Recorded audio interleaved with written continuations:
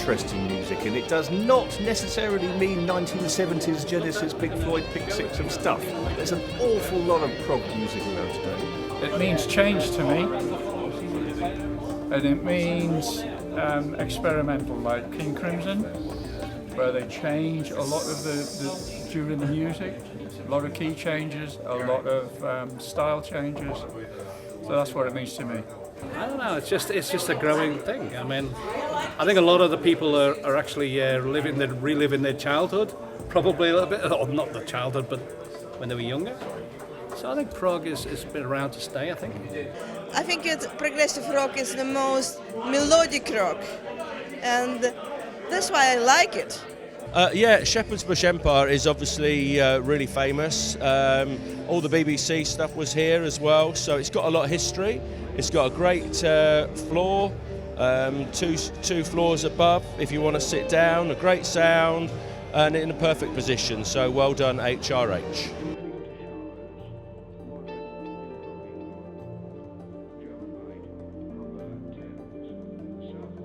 Hi, Johnny Davis here from HRH, and obviously this weekend we're at HRH Prog Cycle 8.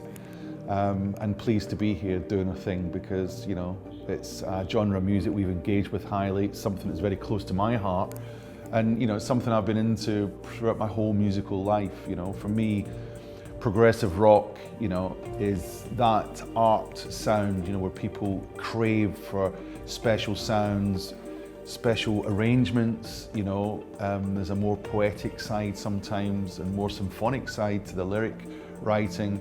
It's a journey, it's a story, and I think everybody's got a journey and a story in their interpretation, how they communicate that to people, which has all sort of come under this progressive rock banner, or the shortened version of prog. Yeah, I mean, me myself, I was into the psychedelic and the space rock side of it. You know, was real huge fans of Hawkwind from the early days, and still am to this day, and very close friends with the guys. And we love to champion this sort of stuff. So when we got an opportunity, even though we'd done the classic rock, the hard rock, the metal, the stoner, the doom, everything out there. And I think it was actually our partners way back, Prog magazine, that came up and said, you know, do you fancy doing, you know, a prog event? This is just in your imagination. It's something in your mind. When reality is taken, only dreams are left behind. I don't want to live my life and lose stay.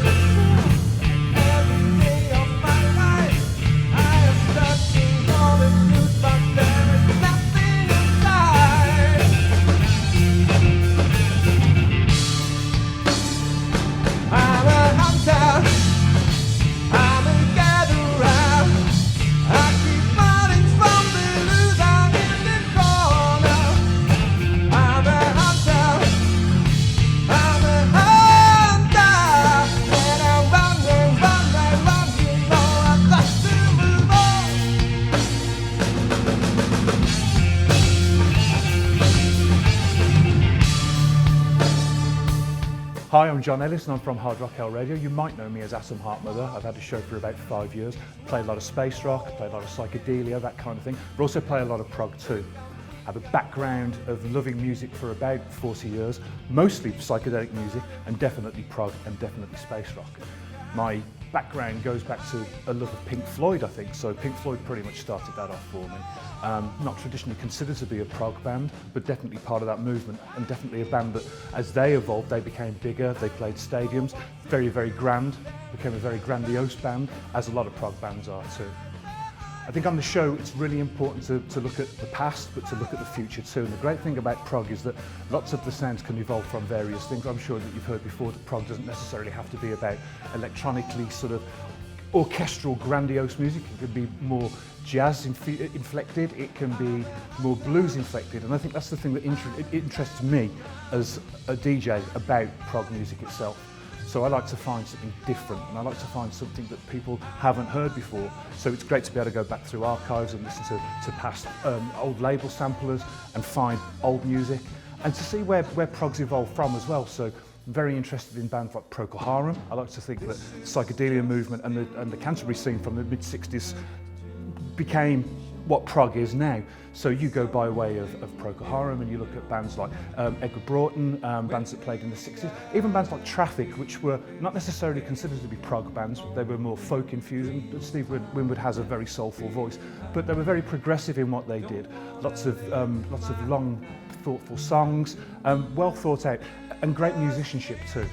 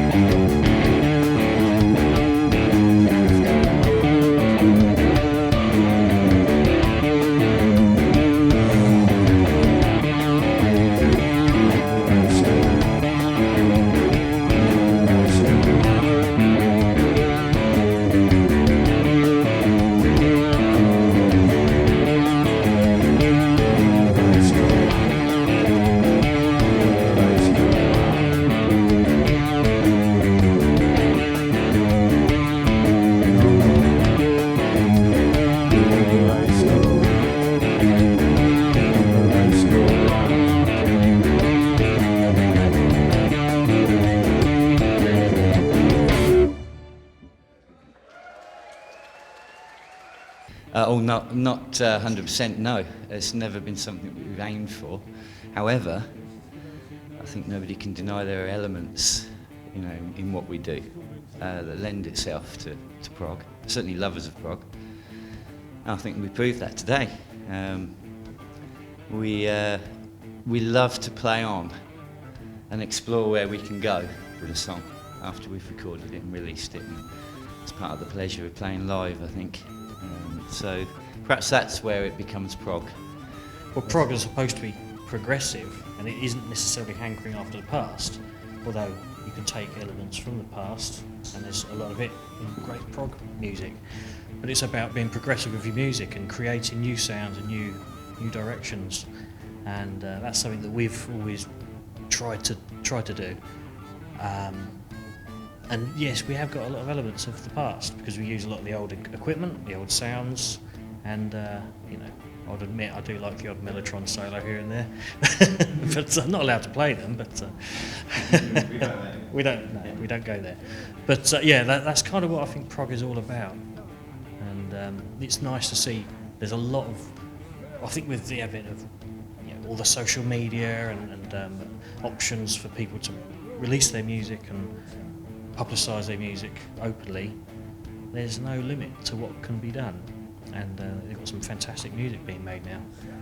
I really enjoyed it actually. Yeah, it's an iconic venue. And when we got here this morning, we were talking about various bands that we've seen, here over the years, and you see all the posters out the back, and it was fantastic, and it felt great on stage as well.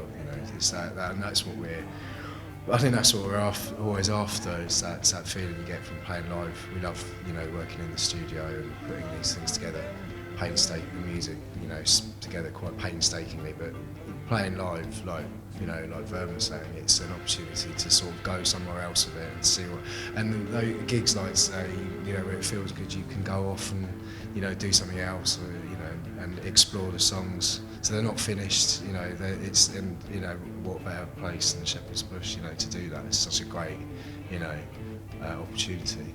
There was always guitars kicking about the house when I was younger. He used to play in bands in the 50s and 60s.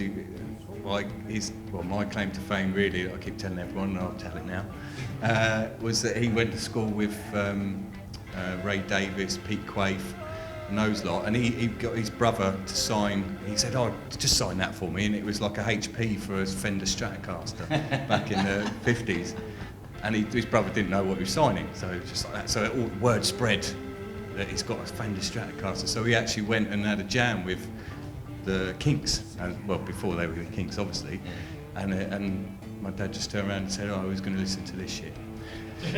Basically. I was like, and I remember when I was about 12, 13, and he told me that story, and I just said to him, Dad, why'd you do that for?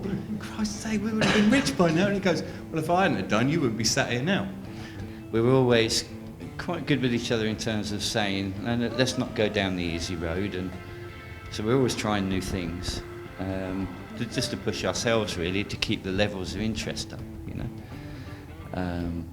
but I think the writing quality, the recording quality, our abilities as musicians, our understanding of each other, more importantly, has meant that now, whereas we used to perhaps really concentrate on creating an album, the album becomes itself as it progresses now.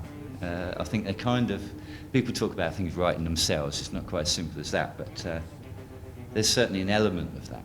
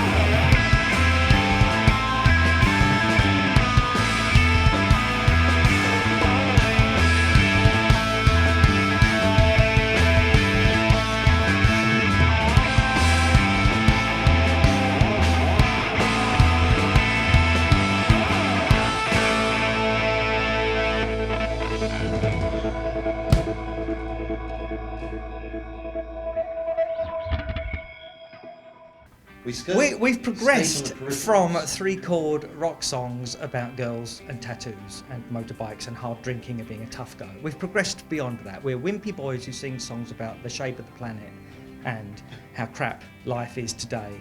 Thank you, everybody.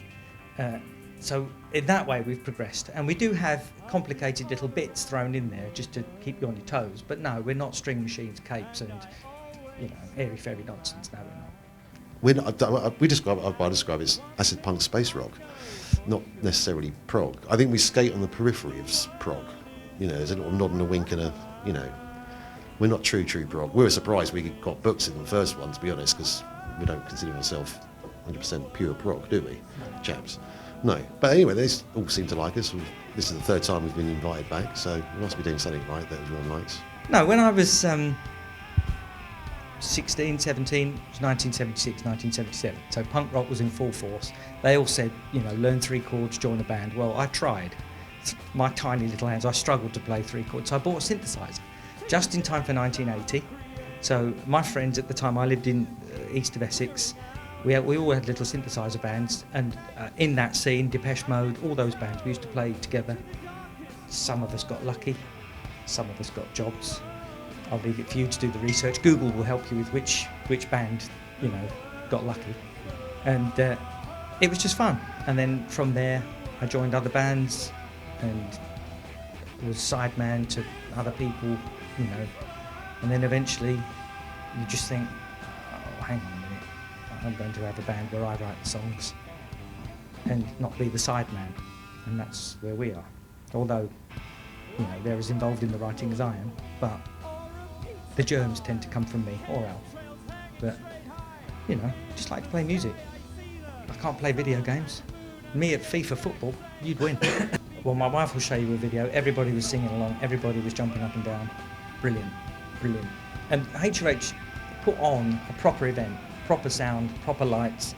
We were allowed to use our projections, you know, which an afternoon band at another festival might not be allowed to do. So everybody got the full.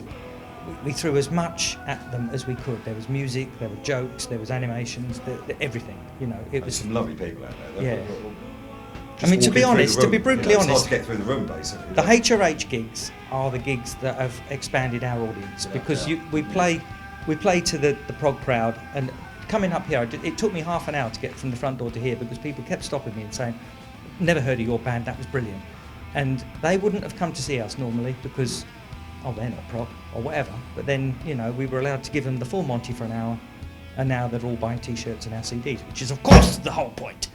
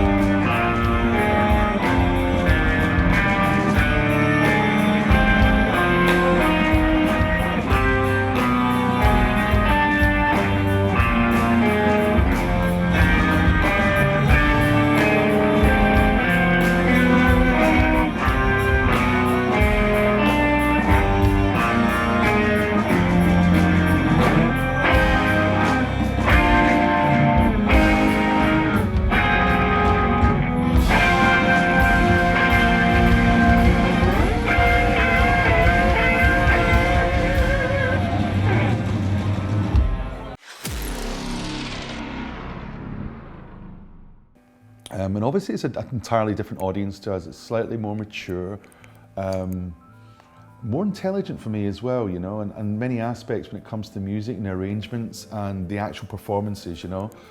And we did it, and the first year, man, it was one of the funniest stories ever because we put it in a steelworks place in Rotherham, where it was a government-funded building, and I think it had lottery funding and things like that, and they refused to put the bloody heating on, and it must have been minus God knows what else, but we put on some bands, and it was the birth of what we did, or how our base of fans interpreted what the prog, or their prog, because there's so many different versions as there is with any sort of musical spectrum, was all about. And it was the launch pad. It was a launch pad. As I said, we're in cycle 8 just now.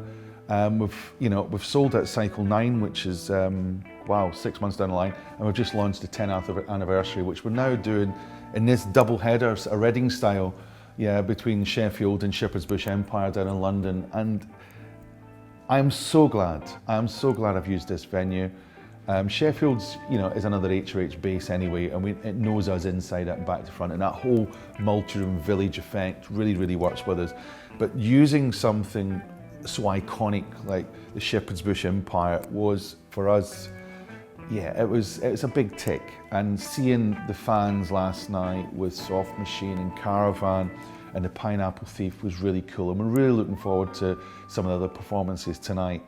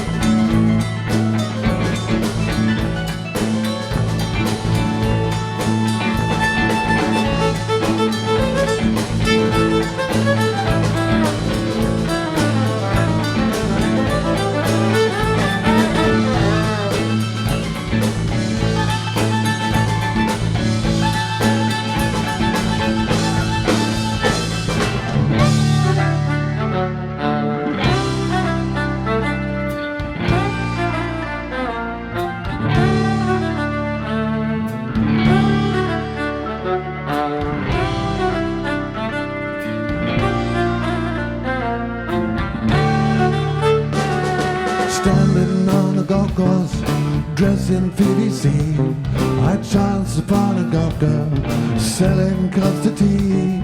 She asked me, did I want one?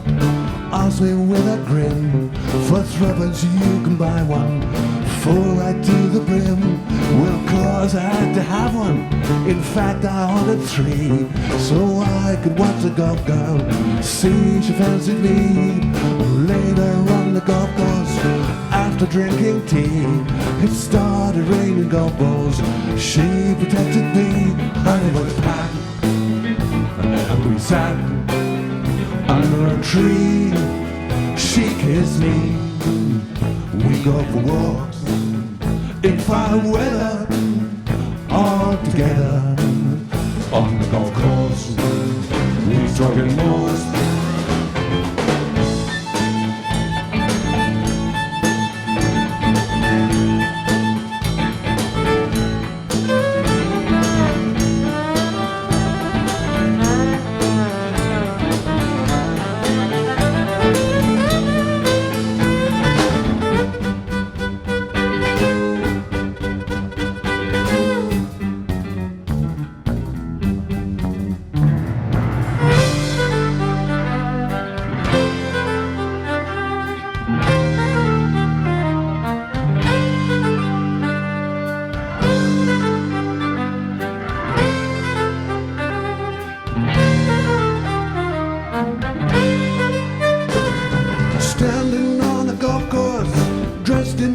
BBC. I chanced upon a golf girl selling cups of tea. She asked me, did I want one? Asked me with a grin, for thrubbers you can buy one, full right to the brim. Well, cause I had to have one. In fact, I ordered 3, so I could watch the golf girl see she fancied me. Later on the golf course, after drinking tea, it started raining golf balls. She protected me, and it was packed, and we sat under a tree. She kissed me.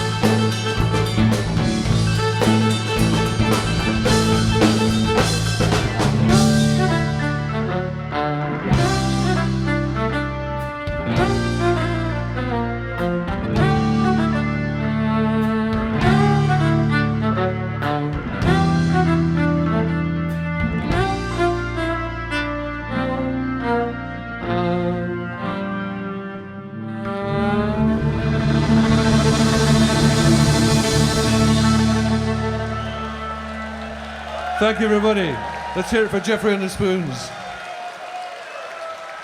The Canterbury scene, I was drawn to it from art school by groups like Caravan, Soft Machine, I knew the history, I got the albums and all that. It's rolled on. I mean, I still live in Canterbury. Pi lives in Canterbury still. There is still a Canterbury scene. It's a very musical place, and it gave birth to a lot of very interesting music, which I think we still carry on because we still play tunes that were written in 1968. So, and we're faithful to them, you know. I call it caravan music. I always have to. We do something I think quite unique. As Jim said, we are perhaps a little bit more song orientated and a bit quirkier, and we don't take ourselves perhaps quite as seriously as other groups, which might account for how our longevity, for how we've survived all these years. We've never been really famous. We've never been really infamous. You know what I mean? It's just we've cruised on. At the time, I didn't join Caravan until 1975. But prior to that, I'd been playing with Gary Moore and been doing some sessions with Lindersey and stuff. And there was a band I was in called National Headband, which had an album produced by Eddie Offord, who was Yes's producer. So it was all going on, you know, in terms of that kind of music. And even then, it wasn't called prog. You know, it's only in the last 30, 40 years. That sounds good, doesn't it? 30, 40 years. Wow. Well, 50 for the band. Down and call it a bloody racket. Yeah, that's right. Yeah, same old racket. You know, different name. We're planning a new one next year, probably beginning of next year. begun writing for it, so we're on our way. We're doing lots and lots of gigs at the moment. We've been Japan this year, Holland, Poland, Germany, Italy.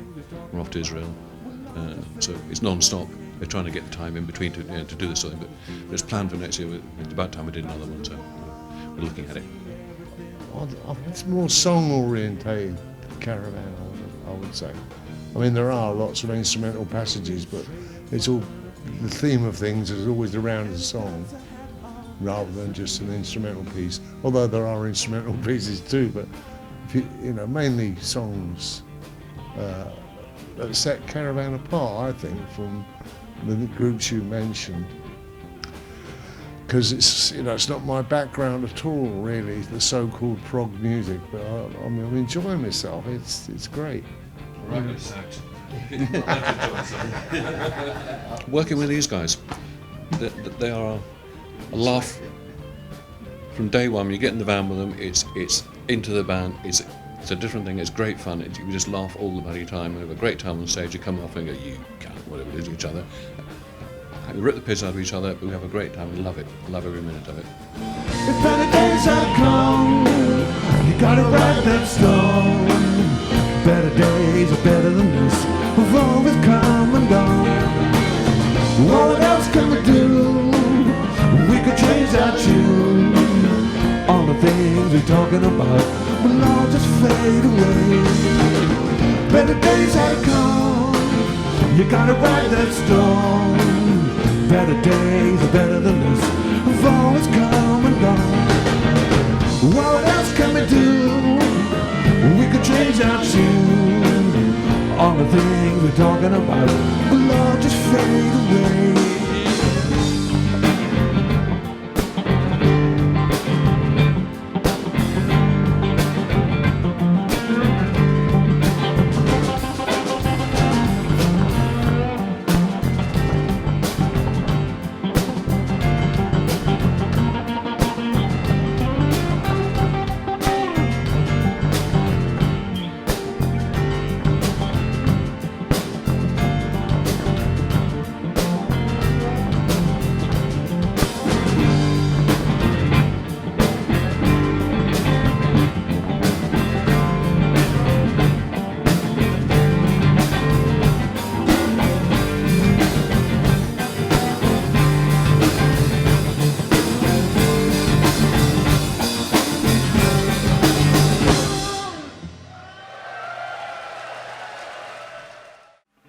Didn't rehearse for any of these shows, we never do. Nicer in the pub, really. Here we go.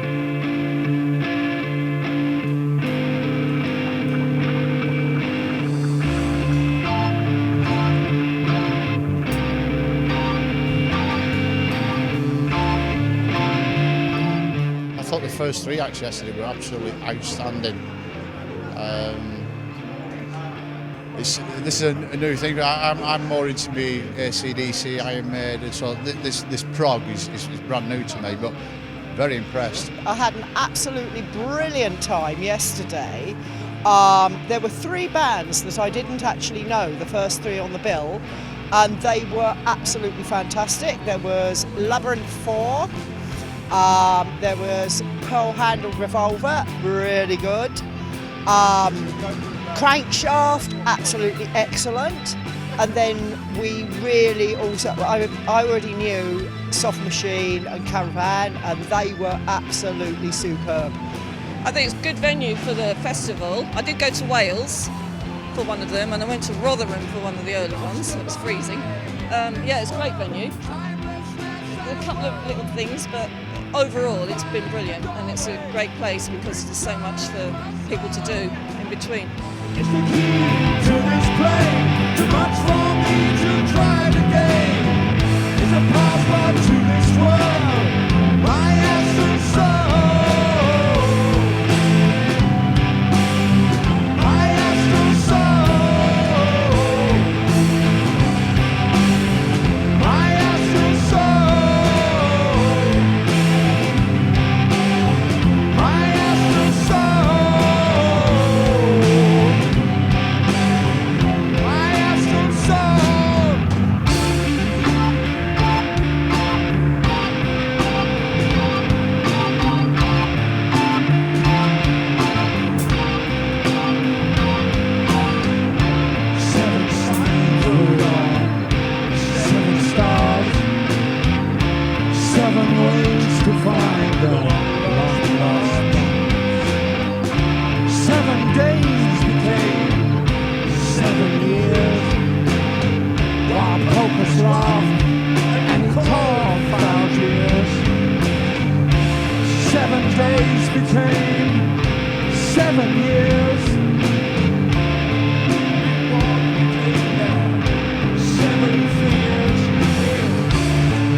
is lost is never cast a spell that eternity. No more to cry, oh mortal soul. The astral path is now your fortuitous role.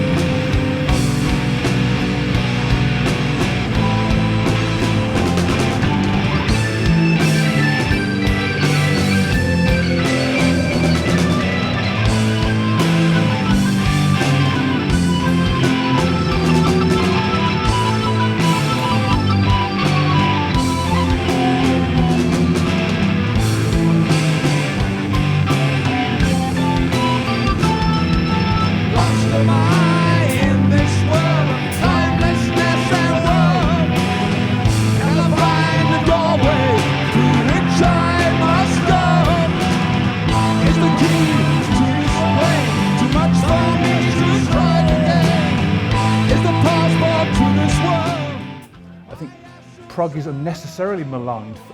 It's considered, or it was considered to be, especially around the time of punk, for being a music art form that was quite arrogant and quite self-important and pompous. And I've never had a problem with that because of the musicianship that's there, because of the way that the bands play, very complex music, very orchestral, very symphonic music as well. It's very reminiscent of classical music itself. They are virtuosos.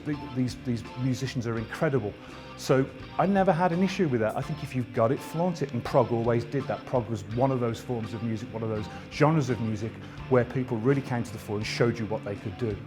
Long guitar solos, long keyboard solos, dressing up as a wizard, whatever. But they filled out stadiums. It was always popular. It never really went away. It's great to be at Hard Rock Hell festivals and see bands that have been around for 40 years, and they're still playing songs that stand the test of time now. For example, Soft Machine yesterday. There are definitely bands I'd love to be able to see at the future events for Hard Rock Hell, especially the prog events. Bands that maybe not necessarily you would, like Moby Grape, for example. But it's great to see that Hard Rock Hell 10 will have Colosseum, a band I've seen a couple of times in the past as well. And they bring something different. They're very progressive, but they've got a lot of sort of jazz-inflected songs there as well. And they've got a story to tell, and that story is nearly 40, 50 years old now.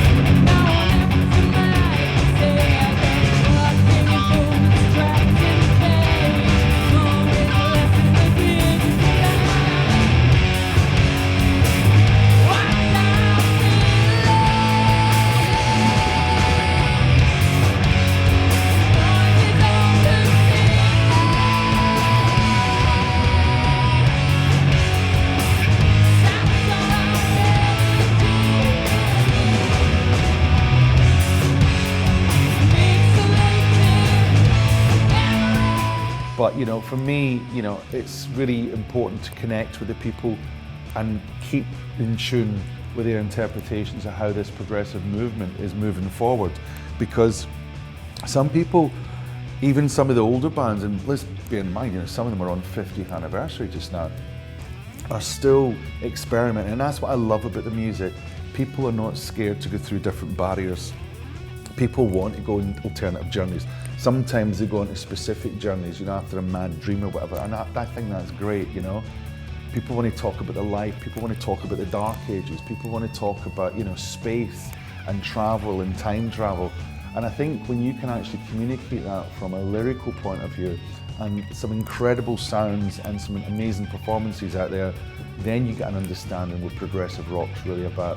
This might not be the biggest audience in the world, you know, but it's a highly dedicated audience and something we show a lot of respect to.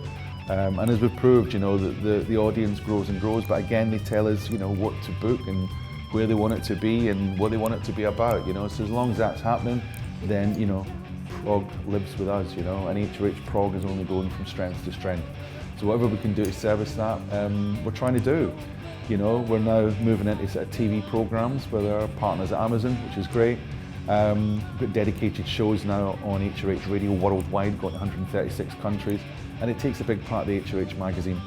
And I think the more you can actually communicate, you know, people's feelings and people's aspirations and people's, you know, how they do that head dump and come about with some of the most amazing ideas out there, then you get a close reality check of what prog, how much work is into it, you know, the technical ability. And it's even interesting because I've even seen bands like Iron Maiden in the past sort of move into that prog spectrum, you know.